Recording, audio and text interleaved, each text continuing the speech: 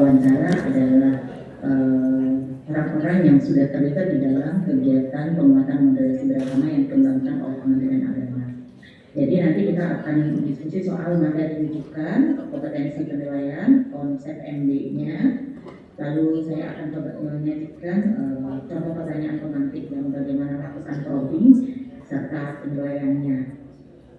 Nah, kira-kira referensi ini harus menjadi bagian yang dibaca atau dipelajari kembali oleh Bapak Ibu sekalian sebagai pewawancara.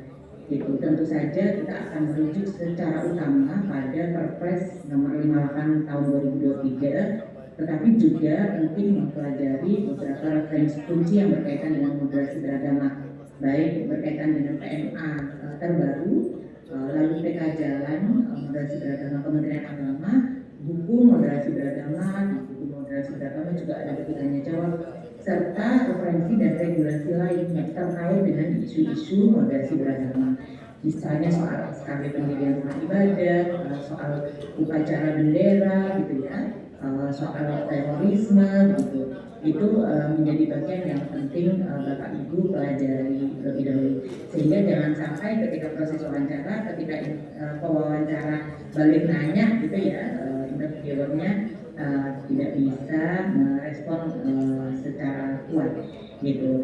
Nah, kompetensi penilaian dari soal-soal yang disediakan oleh Biro SDM melalui tim yang bekerja, ada banyak tim ya yang bekerja di belakangnya, itu adalah tentang kompetensi yang berkaitan dengan wawasan kebangsaan. Di dalam wawasan kebangsaan itu akan melihat dan mengevaluasi bagaimana pemahaman dan sikap diri mereka terhadap Pancasila, Undang-Undang Dasar, dan Bhinneka Tunggal Ika, dan keragaman dan keberagamaan di Indonesia.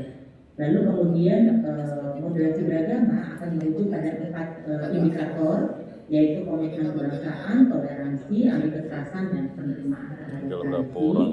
Saya kira Bapak Ibu sekalian sudah sangat familiar dengan isu-isu ini, serta kapasitas ritual keagamaan akan dilihat dari 2 hal, yaitu melaksanakan ritual keagamaan, membaca, menulis, dan memahami kitab suci, yang ini sebagian besar di dalamnya akan berkaitan dengan isu moderasi beragama.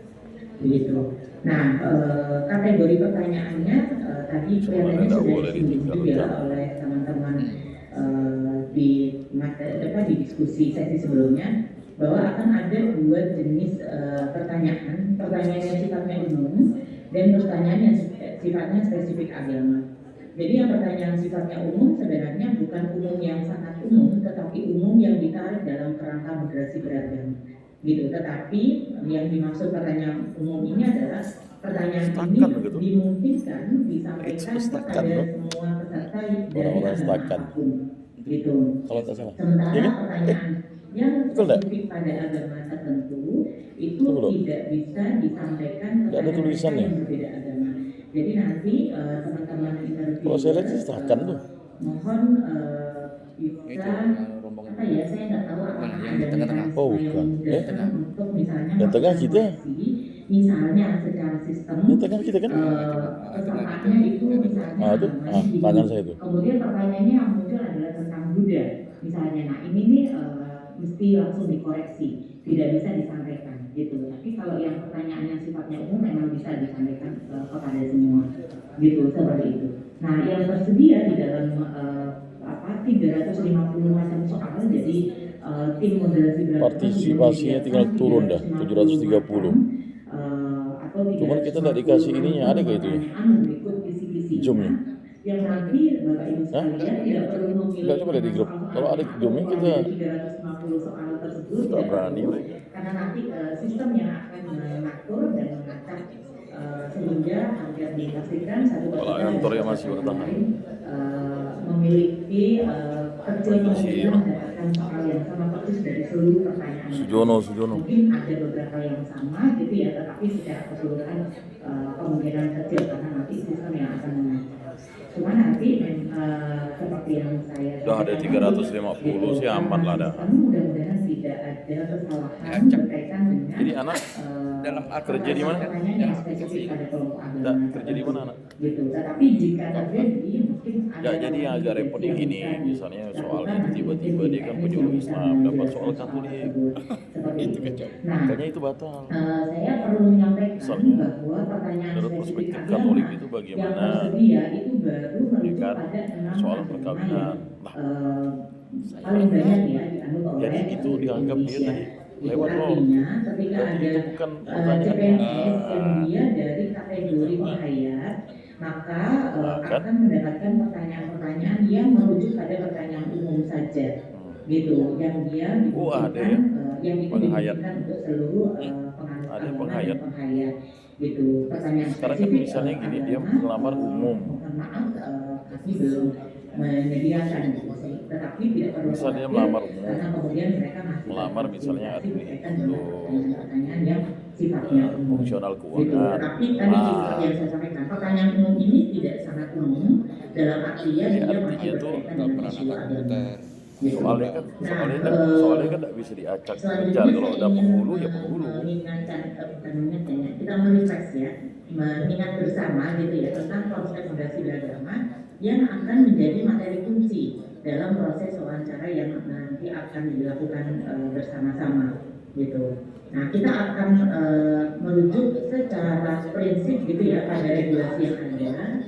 Karena itu definisi dari moderasi beragama yang digunakan di dalam seluruh rujukan pertanyaan Pasal yang ada 1 di Perpres sini nomor adalah 58 tahun pada 2023. definisi yang ada di peraturan presiden nomor 58 Cara tahun pandang sikap 2023. Jadi penting kita ketahui bersama bahwa ada banyak sekali definisi moderasi beragama gitu ya, baik dari agama-agama tertentu maupun dari teori-teori yang lain.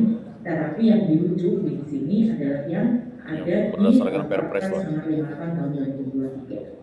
Gitu, bisa ngada-ngada gitu. Dan saya kira kawan-kawan yang tentu saja pernah terlibat di dalam kegiatan penguatan moderasi beragama sudah pernah mendiskusikannya, kira-kira begitu. Jadi di sini definisinya kira-kira cara pandang, sikap dan praktek beragama, ini 3 kata kunci utama dalam kehidupan bersama dengan cara mengejawantahkan esensi ajaran agama dan kepercayaan yang melindungi martabat kemanusiaan, membangun kemaslahatan umum, berlandaskan prinsip adil, berimbang, menaati Pancasila dan Undang-Undang Dasar Negara Republik Indonesia tahun 1945 sebagai kesepakatan Kayaknya ada berbangsa. orang dari dua. Itu artinya bahwa pertanyaan-pertanyaan yang nanti akan dikembangkan akan merujuk pada 3 aspek kunci ini selain soal kognitifnya, itu terkait cara pandangnya, sikapnya, dan praktik beragamanya, yang pertanyaan-pertanyaan Jadi kita tidak bisa lebih lanjutnya buka. akan Ada malas. ditarik dalam kehidupan bersama. Jadi ketika berinteraksi secara sosial, ketika bersama dengan yang lain, ketika dalam perjumpaan khusus gitu ya, dalam kehidupan bersama itu, yang kemudian tentu saja isu-isu agama akan menjadi basis yang dipertimbangkan. Seberapa kuat gitu ya si CPNS atau si peserta calon PNS ini mempertimbangkan isu-isu yang berkaitan dengan kemanusiaan, kemaslahatan umum, keadilan, keberimbangan, dan menaati konstitusi.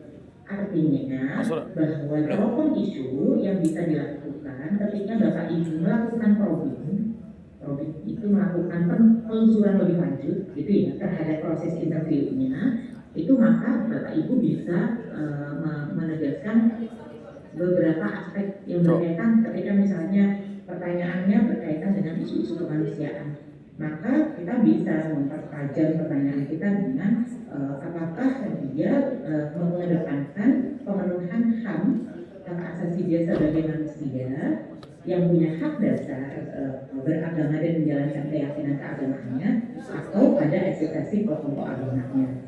Ketika bicara tentang kemaslahatan atau kebaikan umum, maka seberapa kuat gitu ya peserta mempertimbangkan kebaikan itu bagi kelompok yang mana, gitu, bagi kelompok makanya tadi belum. Sehingga bicara Nanti dia dikasih. maka dia akan kita lihat Nah, itu simulasi ya. memiliki keberpihakan gitu ya pada kelompok mana di dalam konteks beragama. Seperti itu. Lalu kemudian ketika pendalaman itu sudah berimbang, maka tentu saja Nah, pendalaman isu atau probing moderasi beragamanya itu bisa melihat pada seberapa kuat itu si calon mempertimbangkan kepentingan bangsa dan negara atau kepentingan agama dan akhirat tanpa mempertimbangkan risiko-risikonya terhadap kebangsaan dan kenegaraan. Serta taat konstitusi tentu saja akan melihat kepada seberapa dia memberikan dukungan atau keberpihakan pada Pancasila, Undang-Undang Dasar dan Kebinekaan Indonesia, yang misalnya ketika dia dihadapkan dengan dualisme hukum ya gitu, misalnya di agama saya ini boleh tapi di negara kok nggak boleh. Nah, ini mendahulukan yang mana nih gitu. Nah, hak konstitusi pasti nanti akan diukur pada seberapa dia patuh terhadap aturan negara.